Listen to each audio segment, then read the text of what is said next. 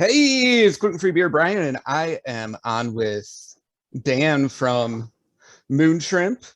You can see his little Hello. word bubble Yeah, I says. just found that dry erase board. I found that dry erase board next to my computer, so just thought I would use it. That's like so perfect. So yeah, let's talk beer. Yeah. I have two beers to try today. All One right. is the end of my fresh hop beers. It's called Fallen Empire. It's an Imperial Cascadian Dark Ale with fresh hops that I grew myself. And the other one is going to be an adventure we can have together because I have no idea what it is. I found an unlabeled beer in my fridge while I was getting ready for this meeting and thought, hey, we can learn. It's got some marks on the cap that I use as a code, which tells me that it was a tester bottle that I apparently never drank. So I don't know what it is or how old it is. And I have. It's pretty pale. Go ahead. Oh yeah, I was just saying it's pretty pale. So that rules some things out, but that's all I got. I don't know. I What do you have Go. your. So Moonshrimp does beer window exclusive series. So they're a small batch and, Yes. usually unique beers. And see if that's in focus. American brown ale. Yeah. See, with American hops. Let's see. Well, Yeah. it's backwards to everyone else, I guess. No, it was the right way around to me. It's backwards to Okay. you. Perfect. Yeah. Yep, I can read that. Fallen Empire. There we go. Imperial Cascadian Dark Ale. Yeah, it's All right. Yeah. Might as well pop some of pretty these excited about open. that. Now, do you want to go into? I'll start with the one that I know what it is. Okay, sounds like a plan. Do you like to tell viewers there's some about Moonshrimp, where you started, how you got into making gluten-free beer? Sure, yeah. So I was diagnosed with celiac right at the end of college. I was honestly definitely celiac and having symptoms during college, but I thought it was different things. Got tested for mono, the usual storyline. And right at the end of college, I'd made the choice of like, I live in Portland. I should really start learning about this microbrew scene. And so right as I started getting into microbrew and started, actually learning what beer was, I got told, oh, no more beer for you. You're done. You can never have beer again. Honestly, I was pretty pathetic about it. I was just sort of moping around, and a friend of mine just showed up at my house one day with a bunch of dirty-looking, mismatched homebrew bottles. Sort of dumped them on the counter. And he's like, "There, I made you a gluten-free beer. Stop being so sad about things. Get it together." And so, drank his beer, and it was pretty bad. Sorry, Mitch. It was not a good beer. It was actually pretty bad. And thought, if he and I were in classes together, if he knows how to do this, I can learn how to do this. Started homebrewing.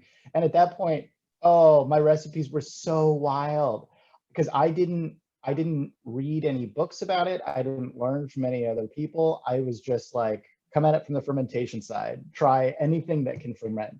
Right. So I've had like frozen bananas added for glycerin content in body, just trying all sorts of things. I had one mash that took, I think 18 hours to run out because I cooked to it. run out? Scorched things in the bottom of mash. Yeah, just to run out, just to mash. Took 18 hours. So yeah, I've done a 24-hour I tried mash. so many different things. I did a 24-hour mash. Yeah. And it was mostly... This was supposed to be a 1 hour. my runoff was fine. It was just, I was fitting brewing in with everything else in life. So I was like, okay, I'll mash in, then I'll go to work, and then I'll come home, take a nap, get up, run it off, and brew. Yeah. Beer came out good. But yeah, I've done that. I think I lost signal there for a second. Yeah, there's probably going to be a little bit of lag here and there. So you're experimenting around with a bunch of weird ingredients. Everything under the sun. Bananas. That sounds really interesting. Yeah, burned the bottom of my mash tun several times. Right. Actually set a mash on fire once. Like the grain started burning underwater. I tried everything under the sun, and I settled on this kind of light-bodied base recipe of the unmalted cereal millet with the candy sugar that I make myself, and that sort of gradually became my starter base recipe that I based everything else on. Because when I was doing all this, there wasn't any malted millet available. There wasn't any malted rice. It just wasn't. It didn't exist. And then by the time I opened the brewery, it did exist, but then I already had my base recipes that I was familiar with and working with. Right. That's how I got to here. And that's one thing that I like with Moonshrimp, and especially, like from a brewer's aspect, is, it seems like, I've never really done much with candy sugar, and here you are, you make your own. So I'd love to hear some about that. Love to hear about that process.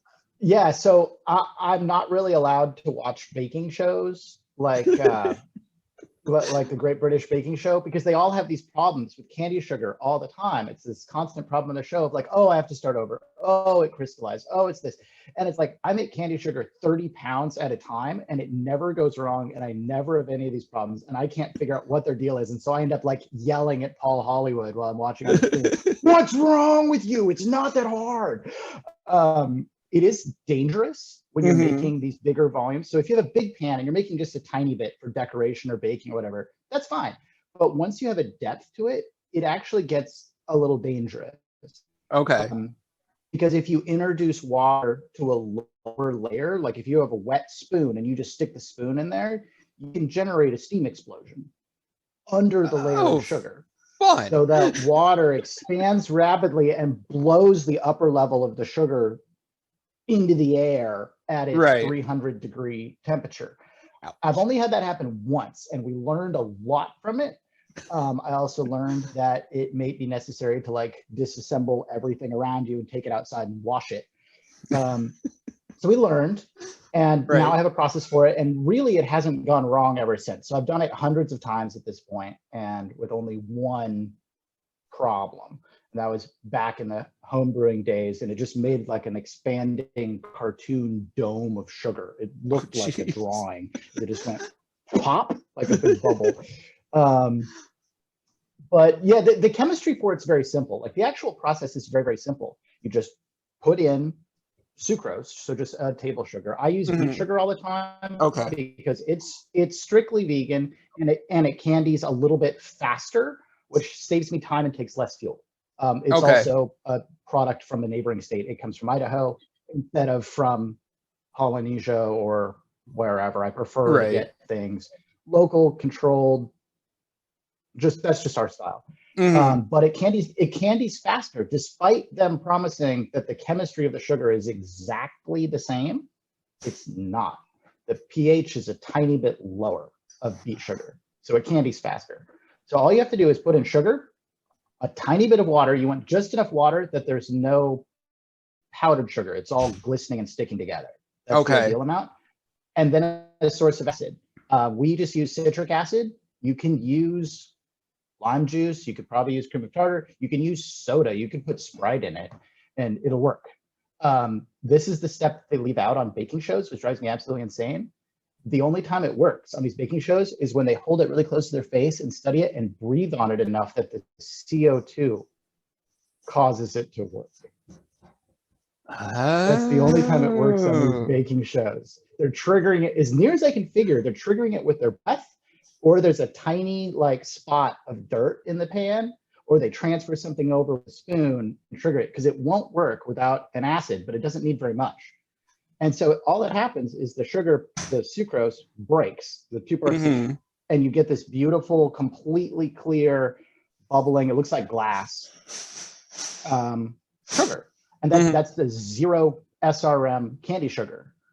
And then you just leave it on the heat, and it just gradually darkens and darkens and picks up more and more and more flavor. And you can get it very, very dark before it's actually burned. Like if you're looking at it Okay. and like, it's burned, stick a spoon in it, pull the spoon out and look at the color on the spoon, because looking down into the pot will drastically lie to you about how dark Hmm. it is. Like I learned that a long time ago. And the more you make, the more it lies to you. You think, oh, it's so dark, and stick a spoon in, you're like, that's pale blonde. That's not. And you can get it to a point where you dip the spoon in and the spoon comes out black. Right. And that isn't nearly as dark as like a gas hog malt. The Hmm. gas hog malt still has probably 5 to 10 times more color, more SRM value than that Okay. black sugar does. It's really, it lies to you about its color. Right. But it can truly burn. And once it truly burns, clouds of smoke come out and it tastes absolutely disgusting. And parts of it won't even dissolve. Right. So it'll let you know if you've gone too far. Learned that in my early homebrewing experimentation days. Roommates going, "Why is the house full of smoke again?" So we saved that for 10 years ago and haven't done that since. But yeah, that's just the basic chemistry of it. The basic chemistry is not that hard. It's a little bit difficult because it's very, very hot and it's very, very sticky. And if you get it on you, it will burn you severely. Oh yeah, and then it's sticky, so it's right. It's not like it just rinses off. No. If you wash it with water, it'll harden and stick to your skin and stay there and keep burning you.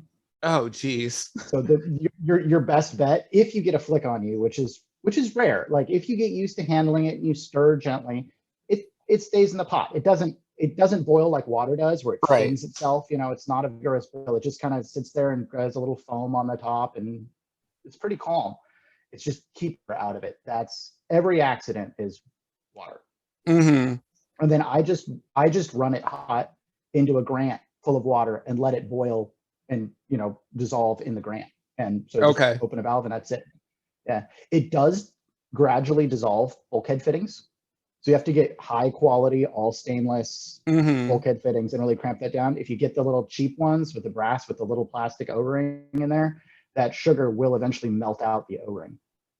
It's just because it's so much hotter than water.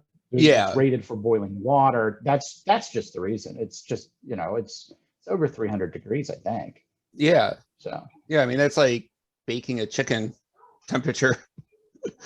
Right. Yeah, it's very hot, and as the sugar gets darker, the temperature gets higher. Okay. So the temperature, it's not like water. It's not like boiling water where it has one temperature until it's gone. The sugar doesn't evaporate.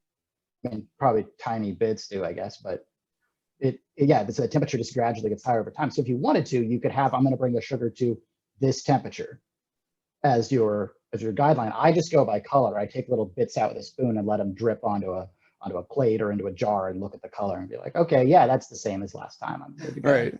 But that's the color I want. That's where almost all this color comes from. Yeah. So you just look at how much volume of sugar you have and be like, okay, it's dissolving into so much beer. That's the color. And that's where all the color in yours came from. Your ingredients on this brown ale, which hopefully people can see. It's brown. Yeah, it's brown. It's a kind of like a real deep amber. From my perspective, it's real deep amber. On the camera side, let's see, there you can kind of see the amber to it. But you have millet, candy sugar, hops, and yeast, and that's pretty much what most of your beers read as. Yep. That's really the base, because the candy sugar can be incredibly variable in its character. Yeah. So I mean, we can get candy sugar that's almost black, and if you use a large volume of that, replace all your fermentables with that black candy sugar, you get a pretty dark, kind of like nutty and dark fruit flavored beer. Okay. Like if you were to go to that almost black point. Right. That'd be really like roasty. Kind of like the if you were buying it commercially, probably D400. Is that about right? No, it wouldn't be. It'd be about D180. Oh, okay. And it tastes a lot. It tastes a lot like D180 too. with that like mix of like, is it fruity, is it chocolatey, sort of very Belgian ingredient at that darkness. And that's about as dark as I can get it. I don't know how they make D240. It's clearly a much longer time process. Oh, it looks lighter with the light from underneath. Yeah. But yeah, I can't get the flavor profiles from the D240, making it myself this way. Okay. That process is a whole lot longer. Like that sugar has been heated for days at a really low heat. Wow. And it's just a different, because that's a purification byproduct process, something I don't know exactly. But I can't get it that dark. It burns and becomes incredibly bitter before then. Okay.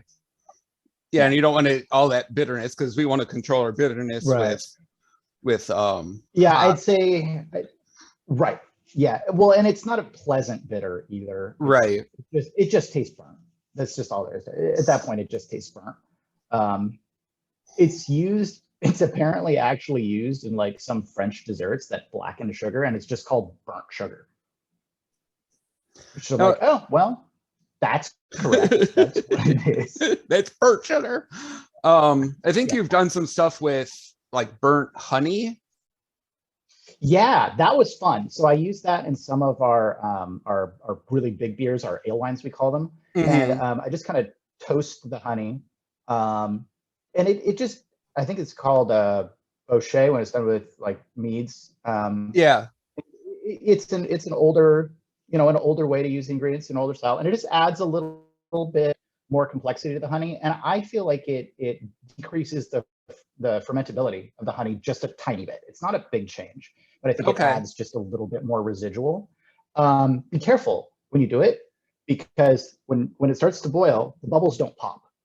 The honey holds the bubbles in. And so if you have a pot this big and you put this much honey in it, it will fill the pot and go over the top.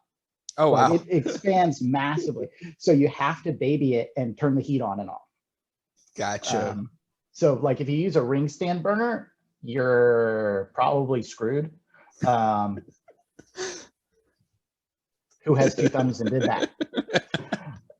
So this is back to the experimenting days of like, oh, gotta dismantle the stove and clean all the honey out of it. Like, oh man, I just wanted to be scientific about it and learn it all from first principles. Like, there wasn't nearly as much gluten-free information, and what was out there, I wanted to try things a different way anyway.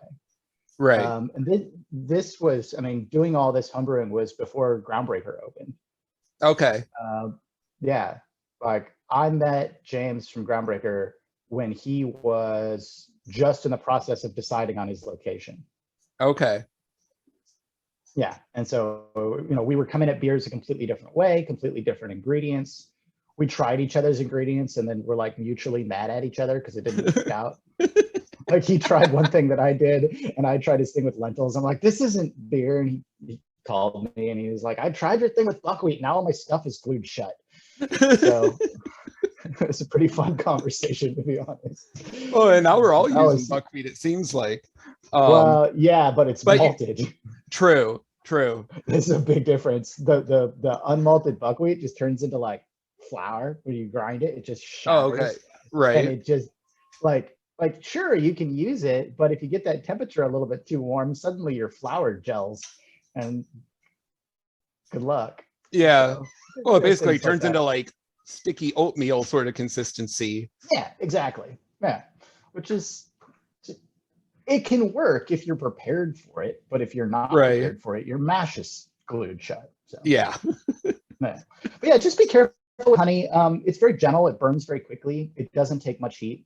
What I would recommend doing is with the honey, you can always try more than once. So if you put it on, let it start to boil, turn it off, look at it, decide you want more, do it again, won't hurt it at all. You can be very, very cautious with it. Like the candy sugar won't really do that. It'll harden if you try to like let it cool off and then warm back up, and then you'll burn it on the bottom and the top will be clear.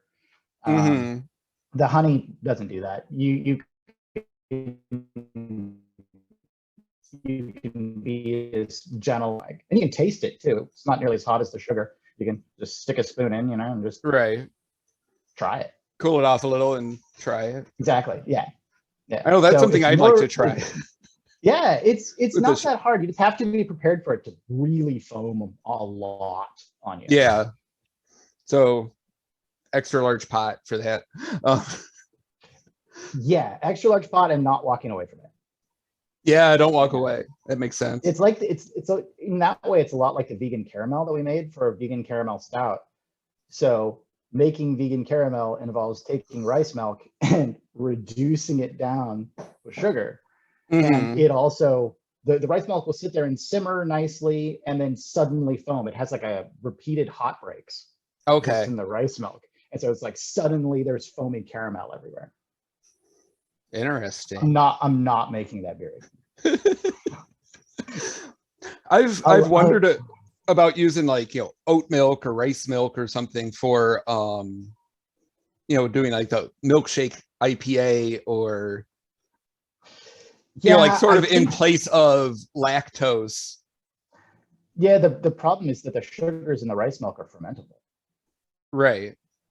And so if you want that sweetness of the lactose to come through, you're not gonna you're not gonna get from it. that. Yeah. So I don't know. I've thought about that on and off, like what would I use? And the answer is like, well, I need lactose. But like, well, is there vegan lactose? And like the internet just sort of laughs at me. Right. Yeah. So like, I'm sure you could get industrial chemically synthesized lactose, but at that point, I'm not sure I want it. Right. Well, and it kind of seems like going that far would sort of defeat a lot of the effort of most vegans are trying to be exactly organic and as natural as possible. And so then you're going into, stuff bulk like industrial synthesis. Yeah. Nah, not into it, which is why we haven't made one. Right. So, but yeah, the making 44 pounds of vegan caramel, which is what we needed per batch of the salted caramel stout, just to make the caramel took 7 hours. Wow. The first time I divided it into 2 batches. So I'm like, I'll make half at a time. It'll be fine. So it took 14 hours just for the caramel. So I decided after this, it's like, no, this is a whole other brew day. I could make 2 beers in the time it takes me to, like I could brew 2 beers in the time it takes me to brew one. It was just so incredibly time intensive. And you can't do anything else. You can't walk away from it for more than like 60 seconds at a time. Oh, wow. Yeah, at least like my normal mashes I can ignore. Right, yeah. I mean, if this was like a 24-hour mash, that's fine. That's fine. Just put it in the mash tun, go bottle or label or deliver beer or one of the other million things a small business needs to do, and then come back to it the next day. Great. This, no. Right. I would be willing to make tiny batches for the beer window exclusive, because I could put that in a pot big enough where it wouldn't be able to foam over, this tiny amount of caramel on the bottom. Yeah. That would be okay. But 44 pounds of it? No. Yeah, that's intensive. Yeah. I need to adjust this. Sure. My stage light is blinding me. The lighting in this room is incredibly uneven. What's that? Oh, I said I am currently being side lit. I've arranged lamps on the far sides of the room, so perfect. It worked out pretty well. Yeah, that's basically why I bought this little ring light at Five Below. I can set it so it bounces the right way, and right, the things we learned doing all the Zoom. Right. There was something else. Now I have to remember that you did that was really interesting. Because kind of like you said, your sort of approach to brewing is almost 180 from what it seems like most of us are doing. Yeah, it's pretty different. So the millet you use, is that malted? Is it okay? Not malted. Oh, it's not a cereal malted. Mash. Yeah, it's not malted at all. It's hulled, so it's just the seed. There's no hull on it, and it is lightly toasted by just a kiln drying. Okay.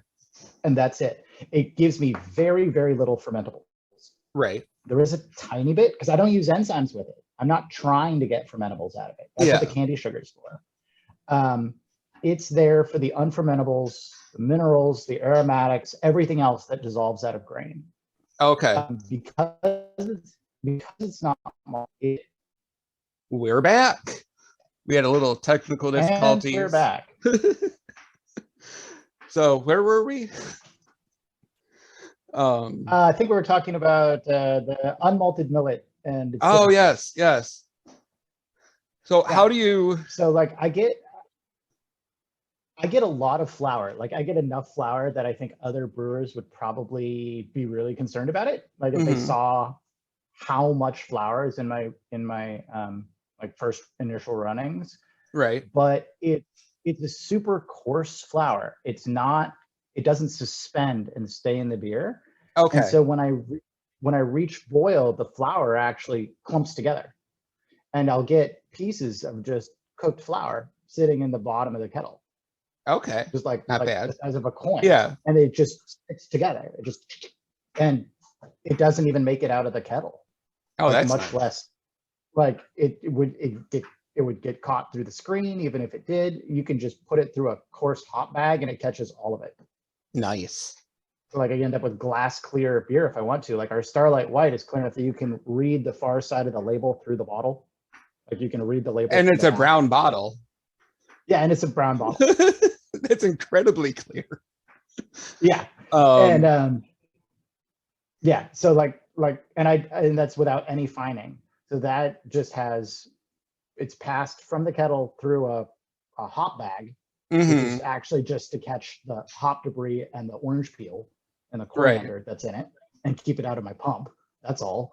And goes into the fermenter, and then I do a 12-degree temperature drop prior to bottling. So like the 24 hours prior to bottling, do a 12-degree temperature drop, and that's it. And that temperature drops so much of the suspended yeast, and then it gets really clear. And the beer actually lets me know when it's conditioned and ready to sell by going to that glass clear. So it'll be a little bit white and hazy while it's conditioning, and the yeast is still active. And then all at once, it'll just, from the top down, just clarify over the course of like 2 days. Oh, nice. And then it's ready. Yeah, and it's beautiful to watch. And so you can actually have a bottle where the top is perfectly clear, and from the middle down, it's not. Like if you catch it at just the right point. But by the end of the day, that'll have settled to the bottom. Oh, that is so cool. And that's another thing you do. I watch my beer a lot. Yeah. Is that because you bottle condition everything? Absolutely everything is bottle conditioned. It's just what we were set up for originally, and then I decided that I really like it. I like the flavor better. I tried some of our beers, like I tried the white pressure carved. It never clarified. It never turned that beautiful, incredible clear. Weird. It got a lot clearer than it started, but not nearly to that same, like be able to look through it and read through it standard, which let me know that there is actually a difference. I don't know exactly why, but that beer really showed me that like bottle conditioning makes a real difference. It also lets us have less equipment, so I don't have to have bright tanks.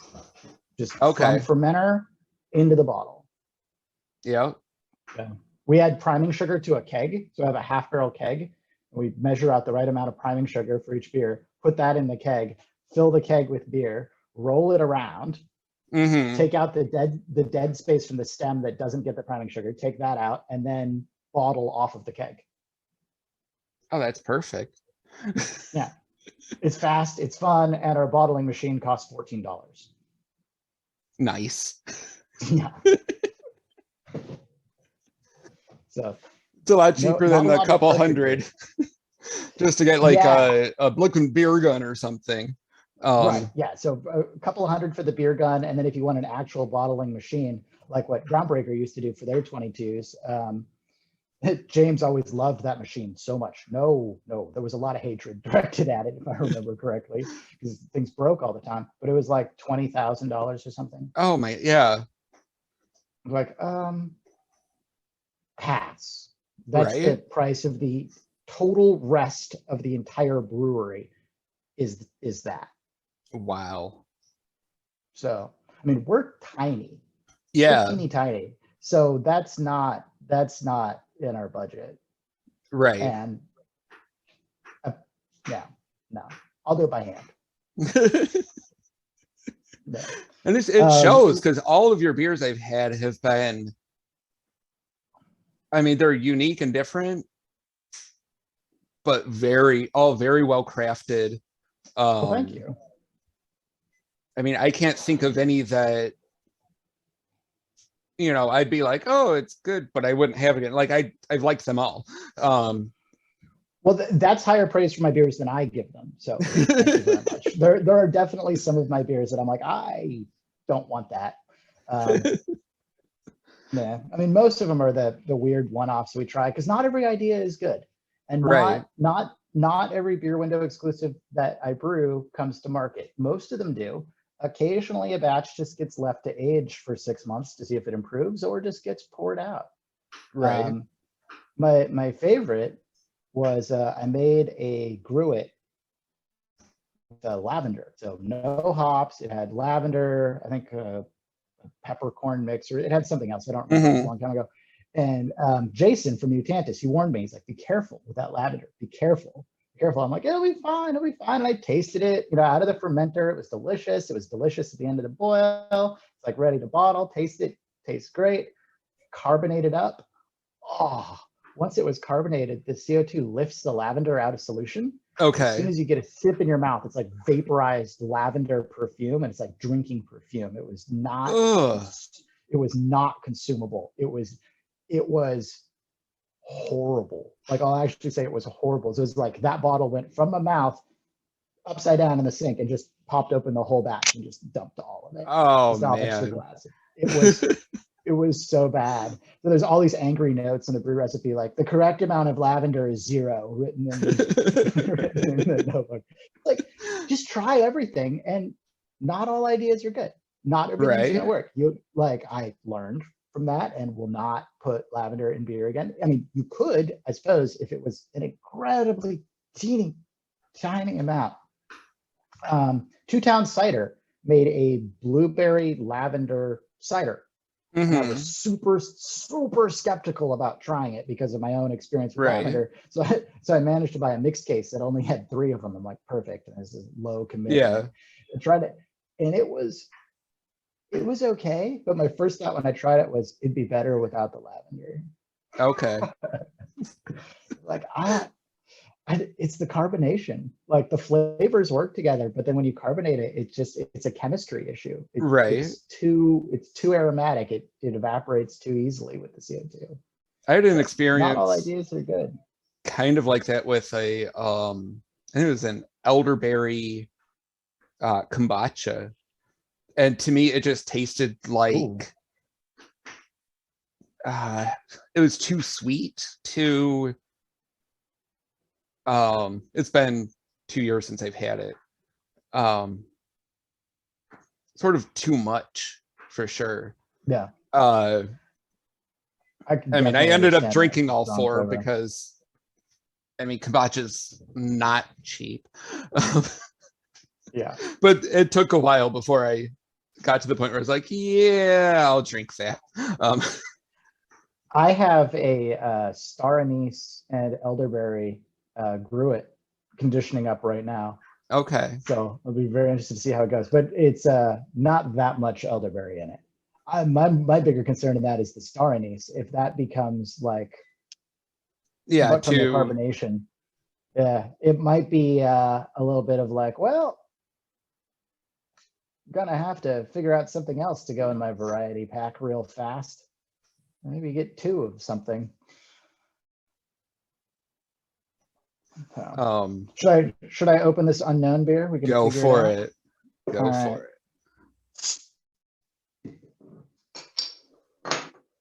I know one interesting thing I saw you post about a while ago was you did this like really ancient brewing method with stones. No, that wasn't me. I haven't done that yet. I'm interested in it. I did do one that did it then? I could have. No, it wasn't me. I mean, it is up my alley, and I am interested in doing it. I did do one where it was biomass fueled, where I used a little rocket Okay. stove and used burning pine cones and sticks Yeah. to power a beer, and it was like a very gentle simmer of, and it was a Imperial IPA called Powered by Pine Cones. Yeah, I had that. 120 or 102 IBU. Yeah. This is a spruce tip pale. Yeah. Ooh. And that's something you do that I haven't seen much of any other brewery, or let alone any of the gluten-free brewers doing, is the gruits and spruce tips. Yeah. So how do you And there, source spruce tips? oh, this is a great story. So we have, I like to call it a recovered clear cut that my mom owns out in Tillamook. It's just this little parcel of land. And when we bought it, it was scraped bare dirt, grass and weeds. It was a clear cut that had been cleaned up just a little bit. It's just a couple of acres. Well, we planted a whole bunch of spruce trees along the sides. And so now they're all grown. So I can go and pick all the spruce tips that I want from trees that we own that I planted when I was a kid. Oh, that's so cool. And so they're coastal spruce. And when you pick a spruce tip, I mean, that's the trees only grow out along an axis. Right. So you're picking that tip, and then next year they make side branches, which all have tips. So every year you pick them, they get bushier and make more tips. So you can have areas where you've been picking them, and I've only been picking them for 2 years, where it becomes easier and easier to pick. And that doesn't last forever. The tree will eventually outgrow that area, and those parts will be shaded out because they're not growing outward. But for a few years, you can have this area that's just a wall of spruce tips. And all I do is just wear a backpack on the front that has a big bag in it and just go like this. Oh, that is so cool. And that's it. And I just pick the easiest ones. You never want to pick the top of the tree, and you never want to pick from the ends of the big branches, because you can kill them. Like, you can really hurt the tree by taking its tip, because it can't grow up anymore. So it'll be all distorted. It probably won't die completely if you just do it once, but you can really set the tree back. And also the top one is much more woody. It wants to grow several feet that year. Like a spruce tree on the coast can grow 3 feet from its growth tip in 1 year. So you don't want that one anyway. So you just pick from the side branches, and they're soft. If they're not soft when you grab it, don't pick that one. It started to get woody, and you don't want it. It'll be more bitter. The really, really soft, really young spruce tips taste like candy, even in the beer. This like almost candy note comes through. This is just a simple pale ale with a whole bunch of spruce tips. It's got 2 pounds of spruce tips per barrel. I think just over 2 pounds, like 2 pounds and a couple of ounces of spruce tips per barrel. And what I did was I just picked them in the spring, but nobody wants spruce tip beer in the summer. So I just picked them, vacuum packed them, froze them. Didn't dry them or anything like that. Didn't process them. Just put them directly into a bag, vacuum packed it, chucked it in the freezer, sit. And then I just dumped them in the boil, just from frozen into the boil. And it tastes really good. It doesn't age real well. Like, you don't want to cellar this beer. The spruce flavor falls moderately fast. I can already tell that this is a little less than it used to be. But that also means that if you put in way too much spruce, just let it sit a couple of weeks. And that way too much will go down to a lot, which will gradually just, and then it ends just about right. Yeah. And then if you were to age it a long time, it's just a pale ale, pretty much. It'll be a pale ale with a few other kind of tree resin notes. I like it. Which are not counterintuitive to a pale ale, because right. It just tastes like a resinous hops. Right. After it ages down. So I'm really excited about this. We have a second one. This was our first one, and we did it as a custom brew for a store here in Portland, John's Market, which is this major like beer religious experience for the community. They have like 2,400 different beers or something like that. They have, I've posted pictures of their gluten-free beer set. They have the best gluten-free beer set possibly in the world. Definitely in the state of Oregon, which is a pretty bold enough claim on its own. Yeah, especially with full height, full width end cap that's entirely gluten-free. like I have a whole shelf, Beerly has a whole shelf. There's they're one of the few retailers that carries Mutantis, Okay. the Yeah. Groundbreaker, Ghostfish, Evasion. That's all there. And then they have like Glutenberg and just everybody. And then Omission gets banished to like the very most difficult to reach spot on the shelf. So it's like Omission's like 6.5 feet up, one little Right. pile, and we're like, you're not actually gluten. I don't know. We're for some reason Omissions just doesn't sell here. But I'm sure Yeah, they're obligated to carry it by the well, distributor. they Or carry some shit. they carry everything. So Yeah. it's not so much that they're obligated to carry it, it's that it's a beer. Why wouldn't John's Market have it? Right. Yeah. So yeah, John's is great. They were actually our very, very first customer ever. When we Okay. opened, they bought our first case of beer sold, went to John's Market. That's awesome. So we started, once we got our label printer and a smaller 1-barrel fermenter, we started offering custom batches for stores. Mhm. And they were the first taker. This is the second beer that we've done for them, which is this Spruce Tip Pale. And we have a second Spruce Tip beer that was just bottled. It was just bottled, what, Friday, Thursday? Okay. Recently, very recently. That's a Spruce Tip Brown. And it's incredible. So I'm very, very excited about that. And that should be starting to come out next week. We're For the Yeah, viewing really big public out news. there.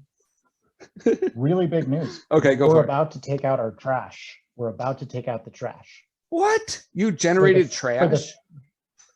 for the 5th time ever. We're about to take out our trash can.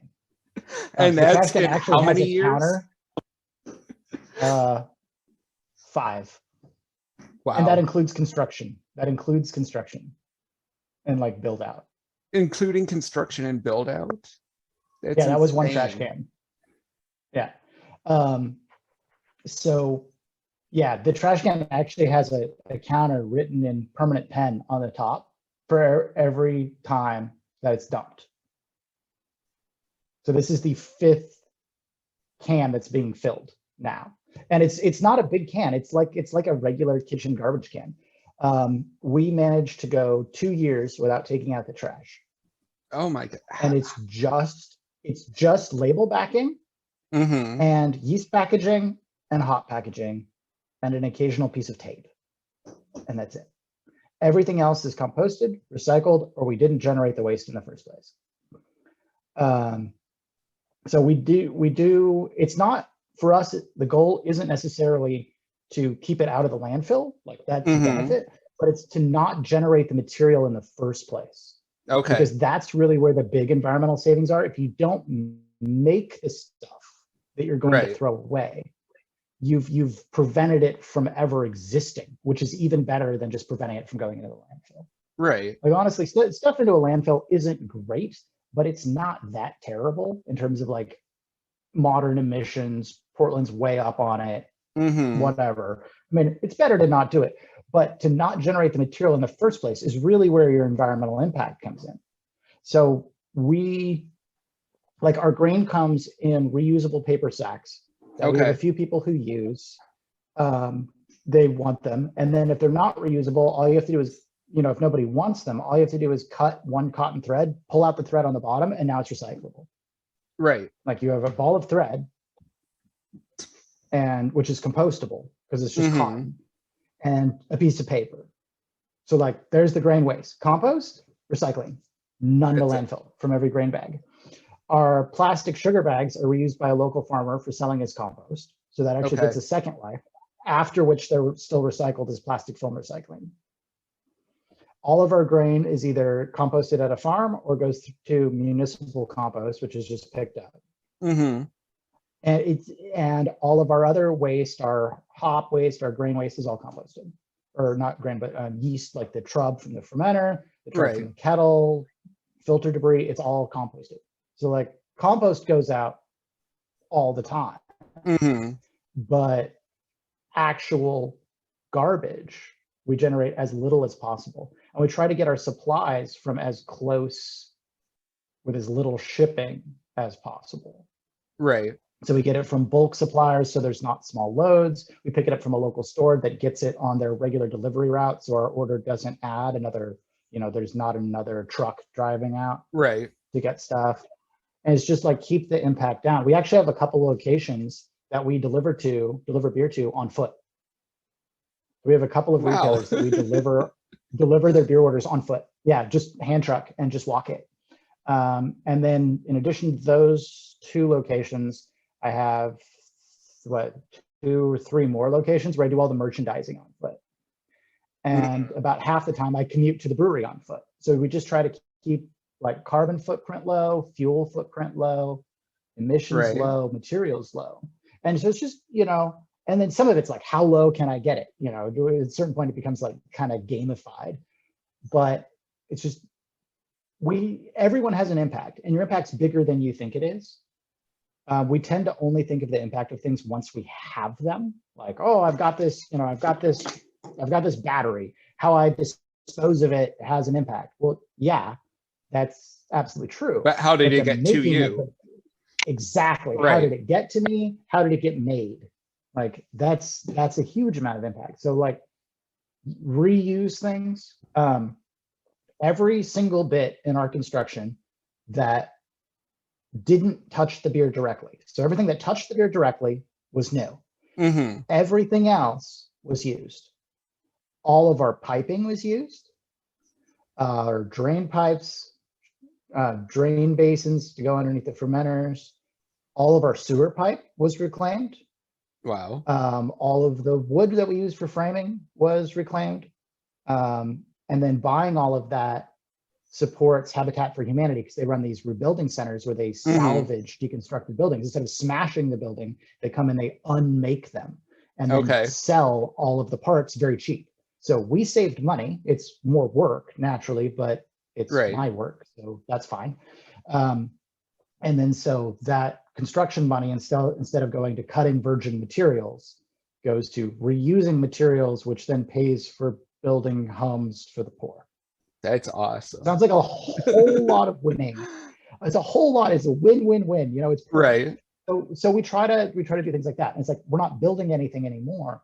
But when we inevitably expand to our full-size brew pub, that's my hope and dream someday. We will be doing a lot of that. Like I have this whole idea of taking this even to a step higher and using, entombed carbon, sequestered carbon in the structure of the building itself. Use thermal mass so you can use the cooling beer to warm up the building. So that you cool your beer by saving the warmth, so you don't have to heat the building. With fossil fuels or electricity. So just lots of like feedback ideas like that, because everything affects everything. And breweries use a lot of power. Like we use natural gas, which probably wasn't environmentally the best call compared to electricity, but there was no way to upgrade our buildings' electrical capacity to be able to support like electrical heating. It just wasn't going to work with the space. So we made the call. It's like, okay, we'll use natural gas for now. And then when we build our big place, it'll be something else. So that's our least environmentally friendly thing. But our water is all preheated with a 99% efficient tankless water heater. So it's a flow-through tankless water heater mounted on the wall that preheats that heats our mash water and preheats any other water that we need, so that the direct fire kettle, which is less efficient, doesn't have to heat it up as much. That makes sense. And I thought about getting one of those too. Amazing. They're amazing. They just it's like having an infinite volume strike water. That's exactly what it is. And you can dial a temperature on it. You can just like, I want the water temperature to be this, and you can change it. Just like it, it doesn't change instantly because it has the line, but it changes instantly inside the water heater. You can change it. And it even reclaims the water, or reclaims the heat out of the steam in the exhaust. So it passes the exhaust from the burner over the cold incoming water and lets the exhaust condense on that, transferring heat into the cold incoming water. And so it actually doesn't exhaust steam. It just exhausts pure CO2 because the steam is condensed out of it to reclaim the heat. That's awesome. I know some like, of the, and it's great, and you can just buy them. right. And some of the, Yeah. like those systems, you have to have like the exhaust has to have an electric fan to draw the exhaust out of it and to the outdoors Yeah. because, Yeah, mine exhausts horizontally because it doesn't have enough right. heat to do vertically. Yeah, and it exhausts inside of the air intake. So the air intake's a big pipe, and the exhaust is a small pipe, and they fit through each other through the same hole, so that the exhaust warms up the incoming air. It is amazing what they And can like, figure out. I didn't make this thing, but it fits perfectly with our ethos of just like, why waste energy, or why spend energy twice? If you need to Right. heat this up and this is hot and you don't want it, switch them. I mean, Right. we use counterflow chillers all the time. This is a counterflow chiller for air. Mm-hmm. I'm like, oh, I saw that and I was like, I want that, buying that. That's okay. We're gonna build a brewery around this. This is going right here. It's so cool. And it And, probably and saves it's you a like, lot of money too. Reduce your well, operating cost. yeah, I mean, it certainly does compared to having like a hot liquor tank, for instance. Now, there are advantages to a hot liquor tank, which is that your wastewater at the end, your cooling water, you know, if it's hot now, can be saved. And okay, you're saving that energy, but I just use mine for cleaning. Like by the Right. time I'm done and have my hot water running, it's time to clean up, scrub out the mash tun, wash the floors, whatever. Now, a lot of it does get wasted and that heat goes down the drain, but a lot of it also gets used. Right. And sometimes I brew with it too. If I'm doing like a big batch of beer and then I want to do a beer window exclusive, I'll use the hot water that comes out of the counterflow chiller as my strike water. Yeah. So that works. Just pass the heat. I know that water coming off your chiller can be extremely hot. It certainly can be. I didn't almost burn feel myself like, that way. no, of course not. Never. Yeah, I've used it to melt ice off the sidewalks and wash the sidewalks, wash the outside of the building, just to lengthen the hose that comes off of it, and just like hot Might water as well. wash the Yeah. driveway. Just why not? Why not? Of course, Well, and then hot, if you use it outside, what's that? I would say hot water can be very effective at cleaning without chemicals. Yeah. Yeah. So we use reduced chemical load too. A lot of things, like, I think a lot of things are cleaned when they don't necessarily need to be. In brewing. Like, I don't worry about getting my mash tun to a PBW mirror finish. Right. I just wash it, and so what if it has this, you know, cloudy, whatever, it's washed, water and a little touch of soap, it's fine, you know. Right. That's going to be boiled, it's fine. You know, we're all obsessed with the mirror finish, but it's like, look at these old breweries in Europe. There's no mirror clean. Right. Some of the most amazing beer in the world. So I don't know. I think sometimes we just waste things. Yeah, for sure. Yeah. Well, one I just thought about yesterday, actually, I was not for brewing, but just for the wasting things, is hot air drying on dishwashers. You have a dishwasher that heats up all the air to blow hot air through things, Right. and then it blows that hot air out into your apartment, where you have an air conditioner going to cool down your apartment. Yeah. So you've now used that energy, well, more than twice. Yeah. So what you could do is just open the dishwasher. Yeah. Yeah. Oh. Yeah, that would work. Yeah. So things like that. I don't know. I'm pretty big on fighting climate change. In my spare time, I make biochar. You might have seen that on my personal Facebook page. So what? Biochar. So you take very dry, anything woody, wood, dry plants, sticks, the cotton thread from the brewery, and put it in a closed container that has a few vent holes, and heat it, generally by setting it in a fire, or you could do it with a solar, which is my plan someday. And then that starts to off gas, and first it's steam, and then it's flammable gases, and so you can just light it. and that makes flames that enwrap it and bake it harder, but no oxygen can get in. And so when it's done and you let it, no more flame comes out, and you let it cool down, you open that, it's full of pure carbon. It's just a box of carbon. And that carbon can no longer rot. It's fixed. It's just hard carbon. And you can crush it and mix it with the soil. And it's really, really good for the soil. It makes really rich black soil. It offers home for water and air and nutrients and bacterial surfaces, and it resists compaction. Like, this is what makes good dark soil. This is the dark part of the good dark soils. And normally it builds up over hundreds and hundreds of years of natural fires, like prairie fires across the Great Plains is what made those layers of darkness in the soil. That's tiny bits of grass char. Or terra preta in the Amazon is intentionally made biochar by the people who live there. But that's, naturally fallen wood that was going to rot in the next couple of years and return to CO2 in the atmosphere is now fixed in the ground for 500 years. Wow. So it's actually taking atmospheric carbon, locking it, and putting it in the ground. Plus, I get to play with big fire. Just, it's fun. It's just fun. Yeah. Fire. This thing is it's kind of like a dragon to look at. You should look at my Facebook page. I call it The Thing. And it's just a circle of bricks with a metal bucket in the middle. And wood goes around it. Yeah. And wood goes around it, and wood goes on top of it, and you light a fire around a bucket. And then by the time it's done, it's just a bucket with curtains of flame. And it's just like the flame looks like it's appearing from nowhere because it's coming out of tiny holes in the bucket. And it just sits there roaring and making flame. And then you're done and you have biochar. So I've been working with a local farmer who takes a lot of my brewery waste, and he takes that and mixes it with his active compost, and it improves the quality of his compost and helps it resist compaction. Right. And then that goes into his crops, basically. It goes into his crops, and he sells the compost. Right. So it's like, this is, all part of little bits of my someday forever plan of coming together and making the world's most ecologically friendly brew pub. Would be my ultimate goal. Are you going to go solar?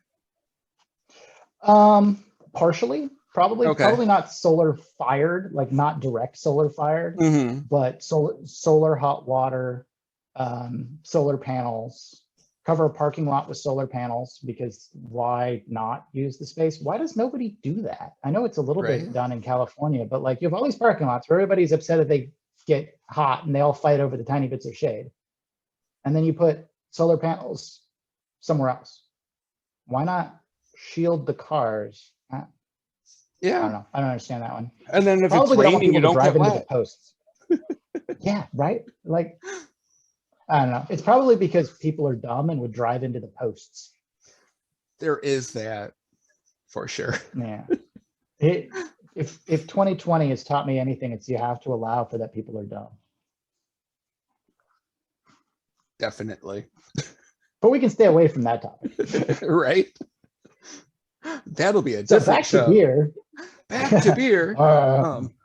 Back to beer. Yeah. So very, very low waste, very, very environmentally friendly. I've last week I went through and unsubscribed from as much junk mail at the brewery as we possibly could, because we figured out it's our fourth largest source of trash is unrecyclable junk mail.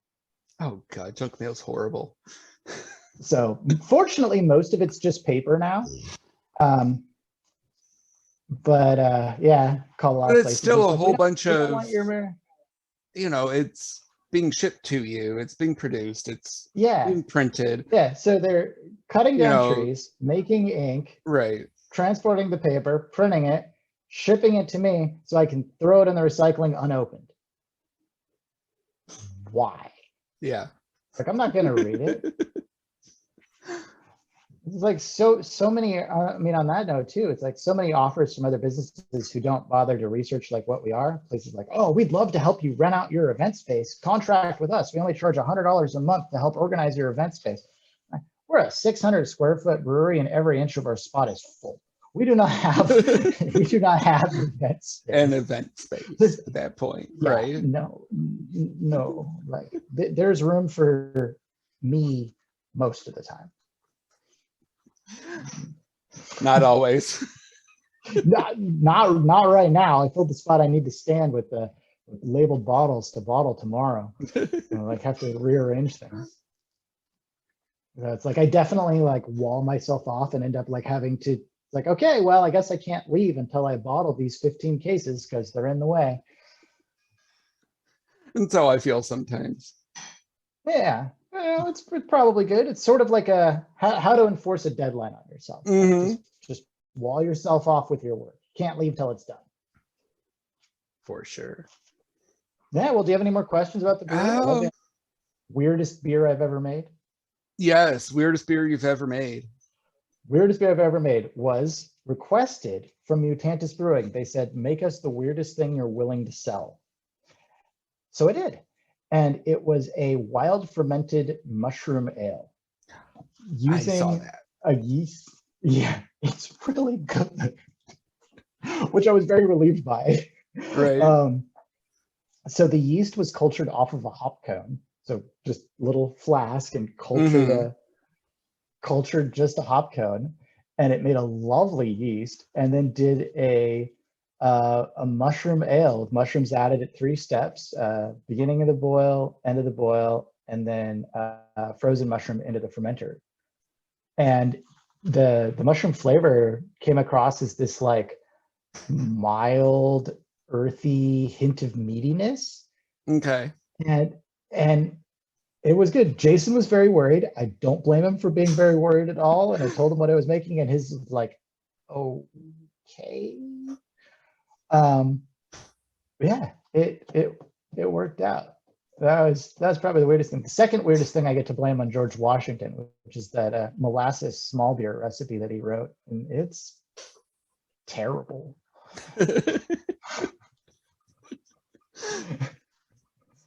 But yeah, that's not my fault. I followed the recipe.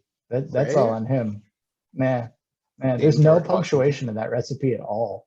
Oh no. The whole recipe is written out in his own handwriting, and it's like, and it just ends with "served the day the week it was brewed."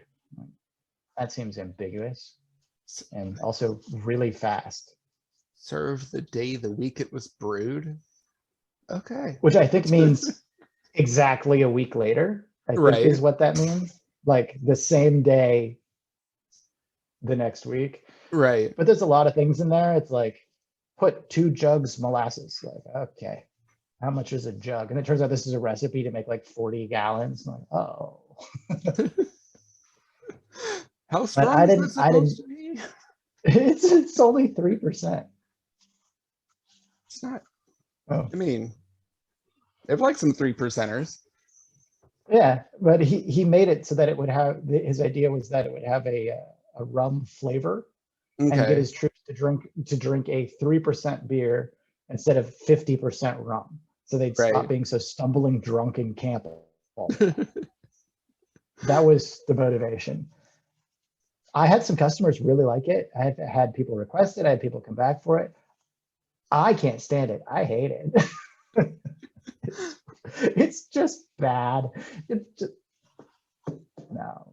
Not an experiment you're going to repeat. I mean, I guess I already did. I made it twice at people's requests, and I warned people about it. I'm like, this is the 4th of July gimmick, because I made it so it'd be available on the 4th of July for George Washington's appropriate. And I told people, I'm like, this is a gimmick beer. If you don't like it, you have to take it up with George Washington. It's not my fault. And people bought it, like with that caveat. I'm like, I hate it. And I'm like, I'll take 2. Like, okay. All right, we'll take the sales. Yeah, well, I even had people come back and be like, you were right. It was terrible. Okay. And I'll take 2 more. You joke, but customers, you never know. Right. Any like next big plans, ideas? Well, I mean, in the immediate run, we've got that Spruce beer coming out, and a holiday 12-pack. So 12 different beers. Some of them you've seen before. So the half you've seen before and half are new. So that's coming out. After that, to be honest, I really haven't planned past that. It's a little bit difficult to have 6 new beers available all at the same time. Right. So I've been pretty much focused on that, which just wrapped up. Last week I hand bottled 770 bottles in like 4.5 days Wow.